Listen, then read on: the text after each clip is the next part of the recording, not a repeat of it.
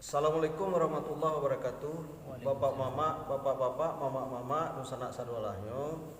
Sesuai dengan sambungan dari video kita kemarin tentang minta duduk bakari lahan, bahasanya pihak si Pangka, silang nama Pangka Karajo nama pokok, minta duduk bakari lahan kasih ale. Kemudian beberapa video telah kita tayangkan sampai mempayukan. Terakhir si ale mempayukan ke sama-sama si ale tentang permintaan dari silang nama Pangka. Kemudian setelah itu si ale tentu mengembalikan kepada silang nama Pangka tentang jawaban permintaan duduk bakari lahan. Nah, untuk itu kita coba untuk menjawabnya. Maju mudo, Ambo pak, ambo kembali rundiangan. sampaikanlah pak. Talalai rago bayu, talambek rago barundiang dalam pakai lalu jumau diminta ke maju mudo. Dalam adai pak. Dek tekato dalam adek sebanyak rundiang maju mudo nan tanta ke pakai hambo tadi kok diambo Allah pakaian undang pituah di nantuo. Katu surang lid bolehi katu basamo dipayukan.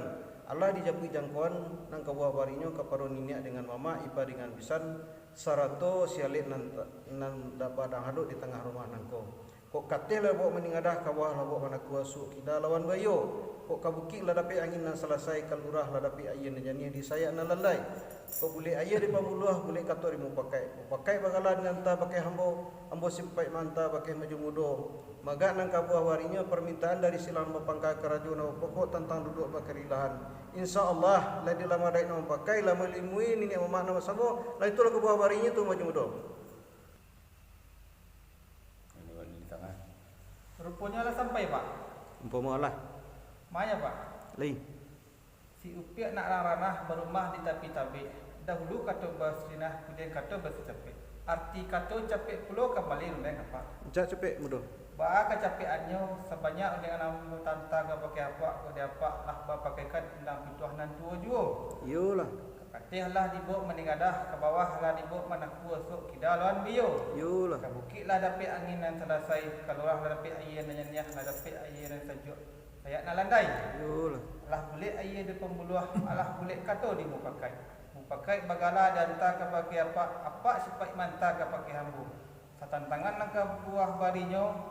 Yo insyaallah permintaan dari Sepangka Allah diilmui di nenek mamak sarato beliau nambah samo dek karena kandak lah buliah pinta babari lah senang hati kami Sepangka lampak. Nampurun yang kita macam mudo. Kita batih pak. Nah demikianlah mama-mama, bapak-bapak, nusanak sadolahnya. Jadi si ale Allah menjawab bahasanya permintaan dari silang nama Pangka Karajo pokok tentang duduk bakari lahan insyaallah diberi duduk bakari lahan. Sehingga undian untuk tahap pertama itu selesai tahap pertama. Kemudian dilanjutkan nantinya mungkin acaranya silang nama Pangka Karajo nama pokok meletakkan hidangan ke makan. Sehingga mungkin acaranya nanti perundian lanjut perundian ke makan. Demikianlah mama-mama. Jadi untuk mengetahui dari awal, harusnya dari awal video pertama sampai video terakhir kita pelajari, kita dengar, dan itu merupakan dasar-dasar saja, dan kita alun melakukan pantun-pantun balua. Demikian saja yang dapat kami sampaikan pada video kali ini. Mudah-mudahan bermanfaat bagi kita bersama dan dapat kita pelajari bagi yang mudah-mudah. Billahi taufiq wal hidayah. Assalamualaikum warahmatullahi wabarakatuh.